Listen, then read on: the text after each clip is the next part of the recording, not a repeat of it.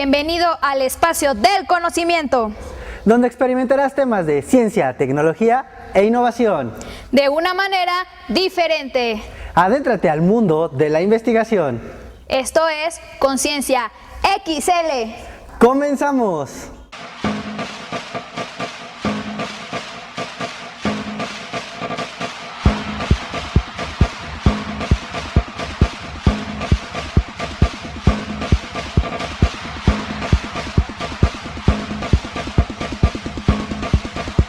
And the face goes like this.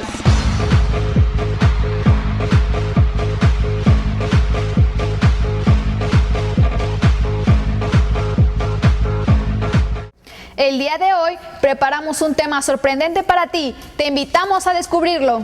Además escucharemos la voz de la conciencia social en su tema del día de hoy. Tendremos las aventuras de nuestros amigos Panchenstein y Gorito. Es hora de afinar nuestros engranes porque ya comenzamos nuestro programa. Marcela Osorio Beristain. Sí, el proceso de selección sexual tiene que ver con cambios evolutivos que se producen en los individuos, básicamente por elección sexual o por competencia intrasexual. Y tiene que ver, forma parte de la selección natural. Pero los cambios evolutivos en los individuos que se producen por selección sexual son mucho más rápidos en términos evolutivos comparado con los cambios que se dan por procesos de selección natural. Por ejemplo, los cambios a los que podríamos estarnos refiriendo son caracteres sexuales secundarios en los machos o en las hembras, como por ejemplo la coloración en el plumaje de los animales, la barba en los humanos, por ejemplo. Es decir, son características sexuales secundarias, que nosotros llamamos características sexuales secundarias, que las hembras también lo tienen. Sí, la competencia intrasexual es la competencia que se da entre individuos del mismo sexo, de la misma población y del mismo sexo. Y, por ejemplo, la competencia entre machos por acaparar hembras o por aparearse con hembras, o la competencia entre hembras, básicamente compiten por recursos para la reproducción.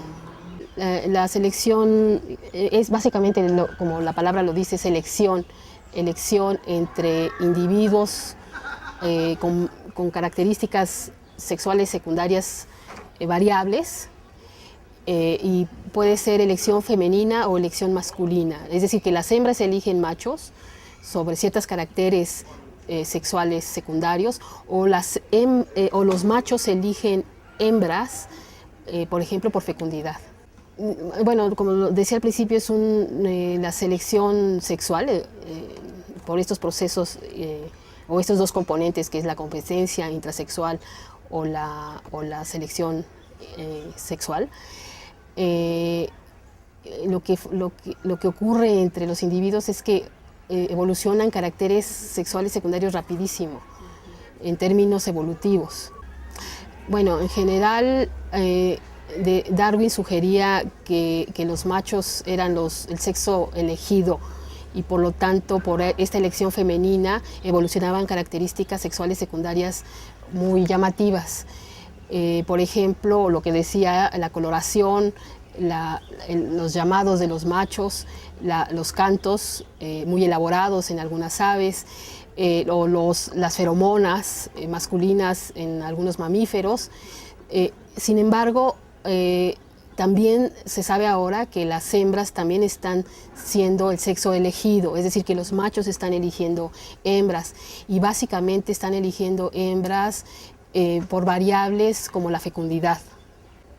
Sí, competencia intrasexual, hembras. Sí, las hembras están compitiendo por recursos, más que compitiendo por ser fertilizadas.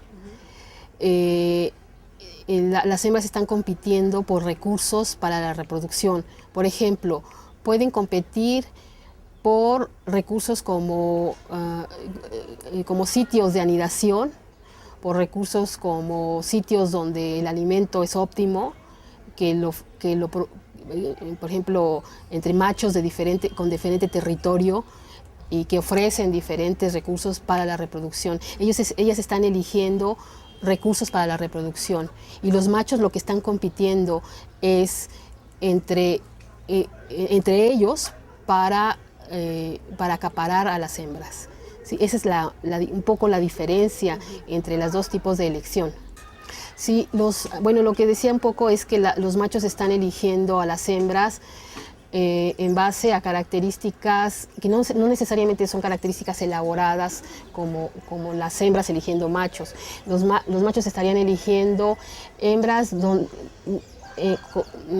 por la fecundidad, o hembras que pronto vayan a poner huevos, o hembras que confieran a sus críos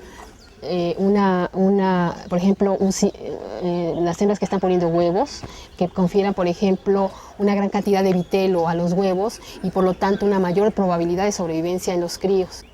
Y bueno, entonces hay variación en estas características, por ejemplo, de fecundidad en las hembras de una sola población, Entonces los machos estarían eligiendo entre estas diferencias en las hembras que produzcan una mayor probabilidad de fecundación, de que los machos sean los padres de esas crías. Sí, nosotros estamos trabajando básicamente con dos sistemas sistemas, no me gusta decirlo así porque en realidad, bueno, estamos trabajando con aves terrestres que son monocromáticas, en la especie Cycterus postulatus, y también con una especie emblemática de la selva seca que es Momotus mexicanus. Ambas especies tienen la característica de ser monocromáticas. ¿Esto qué quiere decir? Que ninguno de los dos sexos son iguales en tamaño y en coloración.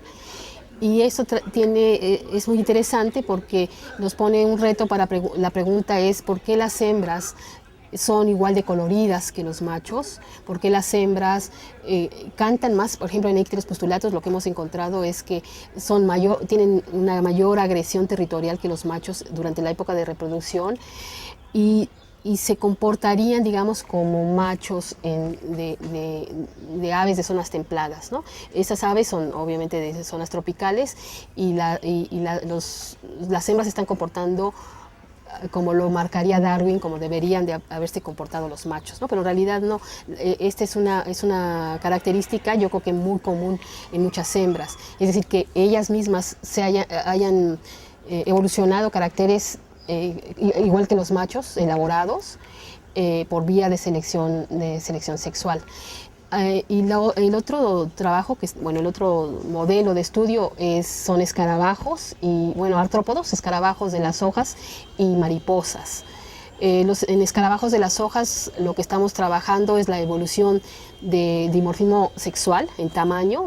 Las hembras son más grandes que los machos y entonces estamos preguntándonos por qué evolucionó esta característica de dimorfismo sexual en todo el grupo de los crisomélidos, por ejemplo, que son los escarabajos de las hojas. Y en mariposas estamos trabajando en mariposas ninfálidae, que son mariposas que se alimentan de frutos. Estamos trabajando también la evolución de la coloración en las hembras. Ahora, algo interesante que nos abre nuevos retos para el trabajo de investigación, tiene que ver con nosotros estamos trabajando en la reserva de la biosfera de la Sierra de Huautla, y hay, como en todas las reservas, hay disturbios.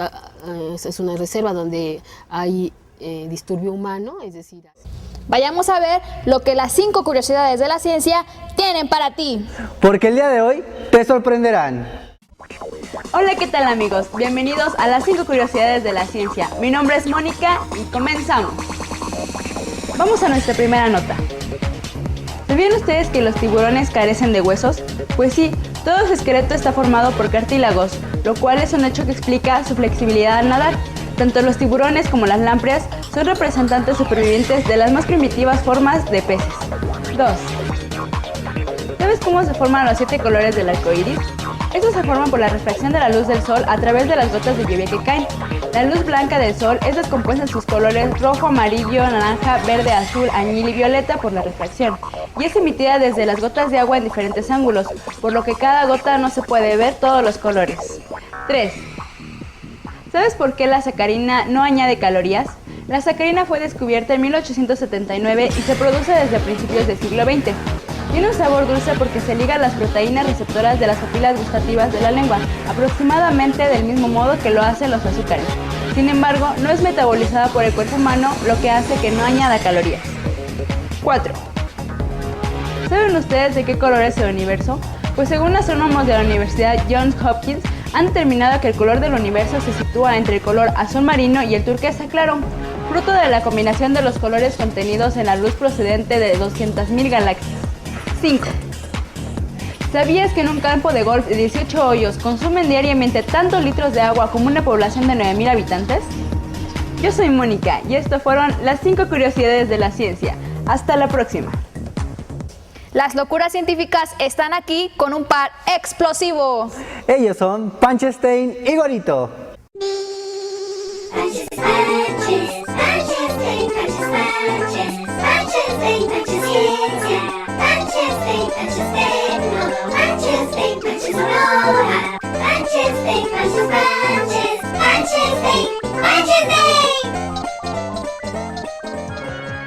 ¿Qué pasó, raza?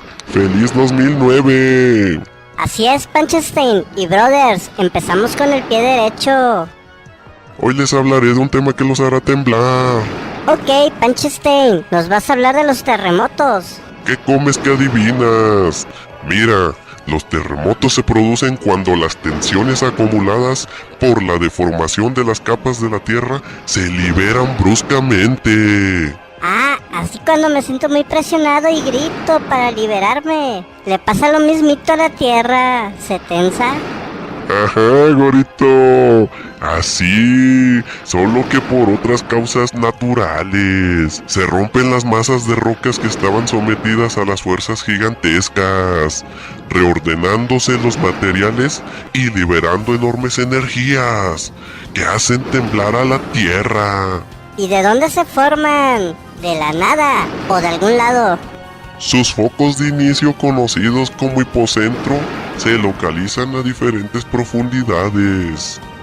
Estas pueden llegar hasta 700 kilómetros. ¡Órale, Panchestein! ¿Y como cuántos terremotos se producen en un año?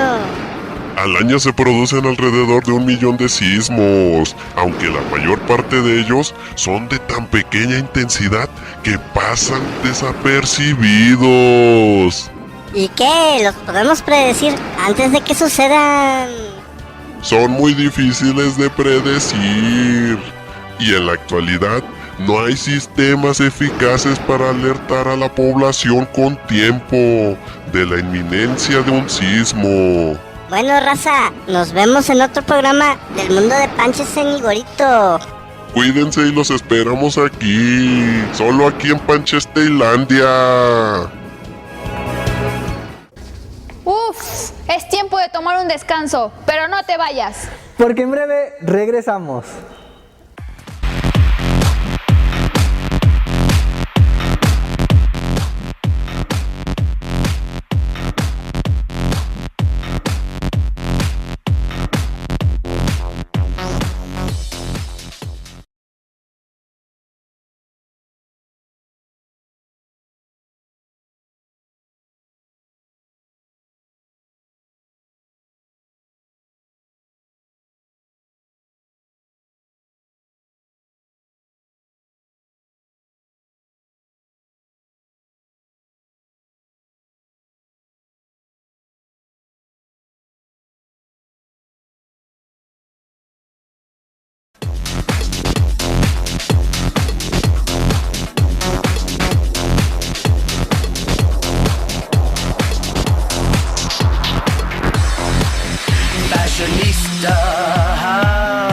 Ya estamos de vuelta con más de Conciencia XL. La medida de tu conocimiento te invita a checar esta información.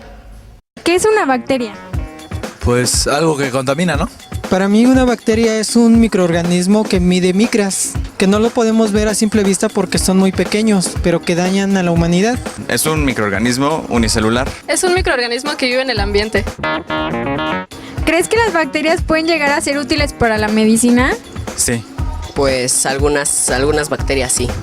Sí. En ocasiones se ha sabido que sí, ¿eh? ¿Conoces los diferentes tipos de bacterias existentes? No, la verdad no. No todos están los cocos, estreptococos, coronas. No. Por ejemplo, la bacteria del cólera, ¿qué otra podría ser? Sí, sobre todo las que se encuentran viviendo en el medio ambiente. Sí, las más accesibles, a las que tenemos contacto todos los días nosotros como seres humanos y que nos enferman por consecuente. La voz de la conciencia social ya está aquí. Vamos a verla. Pon mucha atención. Hola amigos, sean bienvenidos a la cápsula de Conciencia Social. Hoy analizaremos un tema que nos expone la relación que existe entre la tecnología y la humanidad. Actualmente está en discusión de muchos sectores de la sociedad qué tan benéfica o contraproducente es que se desarrollen diferentes tecnologías y que la ciencia haya avanzado a pasos agigantados. Para beneficio de muchos y desagrado de algunos otros, desde tiempos remotos existe una cierta tendencia a tener miedo a lo desconocido, y esto tal vez por no tener el control de las circunstancias. Muchas personas dicen que si la ciencia y la tecnología no hubiesen avanzado tanto, no habría tantas consecuencias en cuanto a contaminación, errores de cálculo, accidentes por aparatos avanzados y sofisticados, mal utilizados, en fin.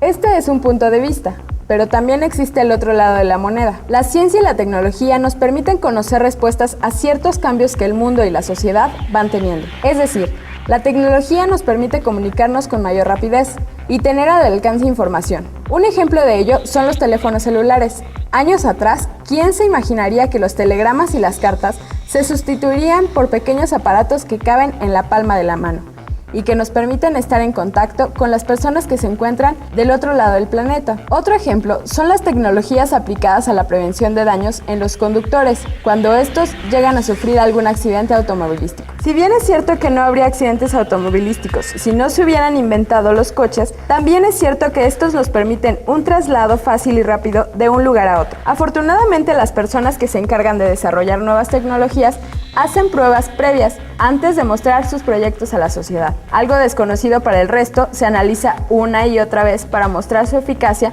y que nos ayudarán a resolver problemas y de una forma que no nos afecte. Las investigaciones hoy en día en cuanto a temas de tecnología y ciencia están muy avanzados, pero cada vez crecerán más.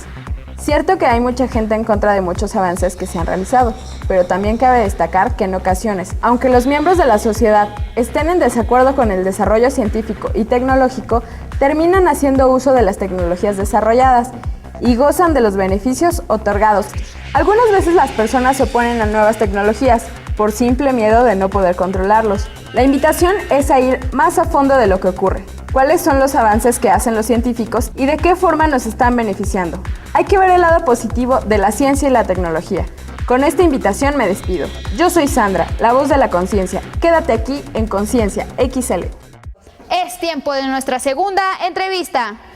Mi nombre es Marco Antonio Cruz Chávez, soy profesor investigador de tiempo completo, titular A. Trabajo en el Centro de Investigación en Ingeniería y Ciencias Aplicadas, CICAP, de la Universidad Autónoma del Estado de Morelos. El proyecto GRID Morelos es un proyecto que une a varias instituciones del país y lo que consiste es enlazar a varias instituciones a través de clúster computacionales, las cuales generan una malla y esta malla se conoce como la GRID. GRID Morelos es porque inició aquí en el estado de Morelos. Este número de clústeres actualmente está conformado por 3 instituciones. La primera es la Universidad Autónoma del Estado de Morelos, la segunda es la Universidad Politécnica del Estado de Morelos y el último es el Tecnológico de Veracruz. Los objetivos que se persiguen es, primero, la colaboración entre instituciones a través de proyectos de investigación, proyectos también tecnológicos y la formación de recursos humanos de alto nivel, como son doctorados y maestría. Como te decía, es el Tecnológico de Veracruz, la Universidad Politécnica del Estado de Morelos, la Universidad Autónoma del Estado de Morelos como institución base, y se van a incorporar a este proyecto Grid Morelos en una segunda etapa la Universidad Tecnológica Emiliano Zapata. Sí, ahorita actualmente la Grid Morelos, conocida como Mini Grid, es la primera en su tipo aquí en el país, la primera que ha dado ya aplicaciones que se pueden utilizar actualmente. Pero la diferencia entre la grid que se está ahorita actualmente conformando con la UNAM, el POLI, el CIMBESTAB, que se conoce como la Delta Metropolitana y que actualmente todavía no entra en función, la gran diferencia es que nosotros, nuestra grid que tenemos aquí en el estado de Morelos, es que se puede utilizar todos los recursos computacionales para la ejecución de una sola aplicación, y en otras grid como la Delta Metropolitana o bien grids a nivel mundial solamente pueden ejecutarse este tipo de aplicaciones o cualquier otra aplicación solamente en un solo nodo, que corresponde a la generación de un solo clúster dentro de lo que es esa grid, ¿no? En nuestro caso, bueno, podemos utilizar más de un nodo o el total de los nodos computacionales, de los clústeres computacionales que están enlazados a esta grid para la ejecución de este tipo de aplicaciones. Bueno, pues que invitamos a colaborar a otras instituciones si están interesados en integrarse a esta grid computacional y cuentan con los recursos necesarios, o a través de proyectos, ya sea CONACYT o bien de tecnológicos, pues les damos la cordial invitación para que se integren a este esfuerzo que se está haciendo aquí en la Universidad Autónoma del Estado de Morelos. Uno de los ejemplos de aplicación que trabaja aquí la Universidad Autónoma del Estado de Morelos a través de nuestro cuerpo académico, optimización y software, y que tiene aplicación en la grid computacional, en la grid Morelos, es el problema del transporte. Un ejemplo sencillo es que se tiene una empresa que distribuye sus productos a diferentes clientes. Estos clientes requieren de recibir la paquetería, sus paquetes, en un determinado tiempo, a lo cual se le conoce como ventana de tiempo, en el cual puede atender a la empresa que distribuye estos paquetes. Aquí el objetivo es minimizar los costos. Los costos podrían ser el uso de unidades vehiculares para la distribución de estos paquetes, minimizar la distancia recorrida para entregar estos paquetes, o bien el tiempo de atención, ¿no?, de los clientes.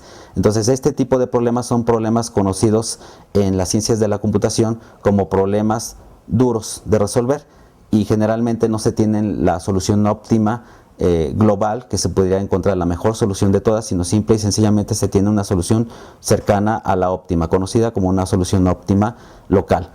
Entonces, para este tipo de aplicaciones se requieren recursos computacionales de alto desempeño, y uno de estos recursos pues es la Grid Morelos que nosotros estamos trabajando, en la cual la aplicación, a través de la ejecución de un algoritmo, este algoritmo se ejecuta en todos los nodos que pertenecen a la Grid, es decir, en el clúster de la Universidad de Morelos, en el clúster de la OPEMOR y en el clúster del TEC de Veracruz.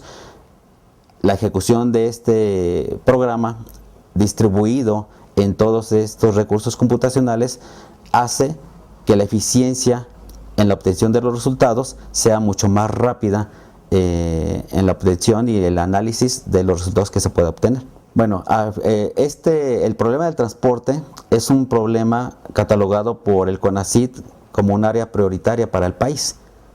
Aparte de este tipo de problemas, también nosotros estamos trabajando con problemas de manufactura, que también es otra área prioritaria para el CONACYT dentro del país, y bueno, que favorece a las empresas en cuanto a la ejecución de los procesos por lotes que se tienen de una forma más rápida, si se optimiza este sistema de maquinarias, talleres de máquinas que se pueden tener en las empresas de manufactura, de tal forma que si la producción de lotes es en un menor tiempo, pues obviamente por lógicas razones se podrá obtener mayor producción en menor tiempo con el mismo equipo y material y máquinas que se tengan en la empresa, sin necesidad de comprar equipo de manufactura que realmente tienen costos muy elevados. Se terminó el tiempo del día de hoy, pero no te preocupes, porque nos veremos la próxima semana en una emisión más de Conciencia XL.